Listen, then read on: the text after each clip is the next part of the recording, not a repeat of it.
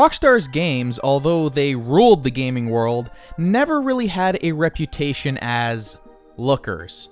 The games were a ton of fun and offered characters, gameplay, and situations you couldn't find anywhere else, but graphically, they just didn't stand up to the best in the industry. This changed, to me at least, with the release of Red Dead Redemption.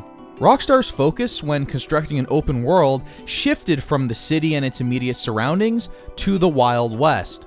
The more natural environments of the game allowed Rockstar to flex their artistic muscles more so than the PS2 Grand Theft Auto games or GTA 4 ever did.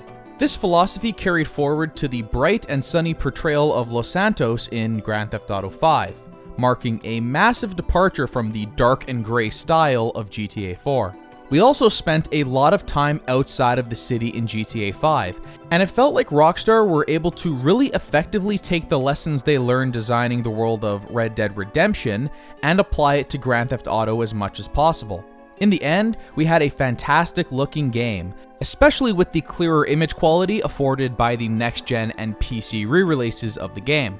But, as beautiful as it looked, I still always felt Red Dead Redemption was the more artistic game. That romanticized Wild West setting is just so wonderful to me. It's pure escapism, and I think Rockstar's impeccable art direction is to thank for that feeling. Although we were playing it on next-gen consoles, GTA 5 at its core was still a last-gen game. Imagine if Rockstar built a current-gen game from the ground up. Imagine the artistic freedom they would have to express their vision of the Wild West. How amazing would this game look? Well, my friends, we are less than 2 weeks away from the launch of Red Dead Redemption 2, and from all indications, it will be by far the best looking game Rockstar has ever made. And to me, one of the best looking games I've ever seen, period. Today, we're going to take a look at some of the environments in the game, some of Rockstar's artistic choices, and the overall feels the visuals from this game will provide. If you want some hype, get ready for some damn hype. With Red Dead Redemption 2, Rockstar looks to not only realize the traditional Wild West setting, but also expand it in a variety of different ways. The location diversity on display here cannot be understated, and the use of different weather effects to enhance it all results in an absolutely sublime presentation. And this is only from a few minutes of footage, screenshots, and various previews. It makes the original Red Dead Redemption, a beautiful game, look quaint in comparison. At this point, we've already seen a wide variety of different settings and locations. Besides the sweeping vistas and traditional sandy, muddy trails that are a staple of the Western genre, we've seen lush green forests, orange autumn fields, the rich prairies of New Hanover, and the snowy mountains. You have these absolutely striking swamps and bayous that use blacks in really unique ways. The bright moonlight reflects off the water and is able to just sneak past the dense clusters of trees in the environment. I love it. It feels like every season is being represented in this game just from looking at some of these visuals, and it all looks stunning. It looks like Click Clock Wood from Banjo-Kazooie may finally have been topped. Towns are said to be massively improved over the ones we saw in Red Dead 1. While they appeared flat in that game, the towns here have a lot of verticality. They're built on hills, and there's clear elevation changes.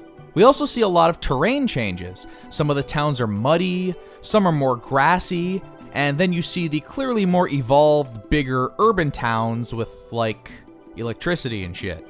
One previewer also mentioned just how organic and alive some of these towns feel.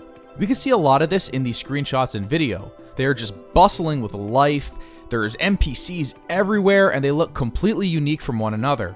The towns often feature entirely different palettes of color or very unique buildings that stand out beautifully and add a lot of character to the area. These screenshots from the official website with the filter applied over them honestly look like paintings at times. It looks incredible. One of the coolest things I've heard about the towns was how time of day worked. One previewer was in town overnight. You could check the time in the game at any time by just pressing down on the D-pad. So he was walking around the empty streets of one town at 4 a.m., and began to see people emerge from their homes and head to work. Between 4 a.m. and 6 a.m., there was a massive change in the look and mood of the city as everyone started waking up and the sun rose.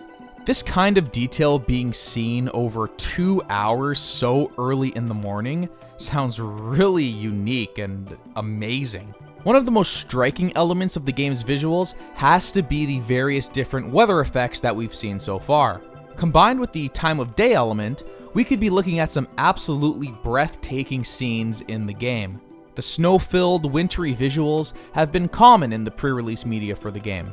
Rockstar says snow accumulates naturally during your playthrough and is completely physically simulated. That means it blows off trees, horses, or people, and lands on trees, horses, or people. And stepping through it looks super satisfying. Come on, who doesn't love just stomping through fresh snow right after a blizzard? It's awesome. The other major weather element that has caught my eye is the rain. Arthur will react to rain, changing his posture when it starts to come down. Of course, his clothes will get wet, but I think the most striking thing is some of the rain clouds that form in the game. For my entire life, I felt that feeling of looming danger anytime you see one of those huge, dark gray clouds outside. Some of these shots we've seen in the game really capture that feeling extremely well, better than I've ever seen in any other game before. Look at that damn cloud. It's gonna come down in about 5 minutes. On that note, let's take a closer look at how the sky could look in this game. Simply put, the sky in Red Dead Redemption 2 appears to be incredibly dynamic.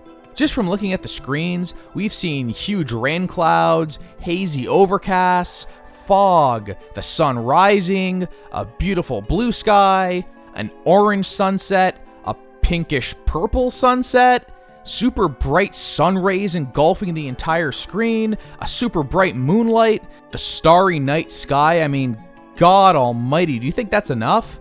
Do I even need to go outside anymore? This game is starting to feel like a nature simulation or something.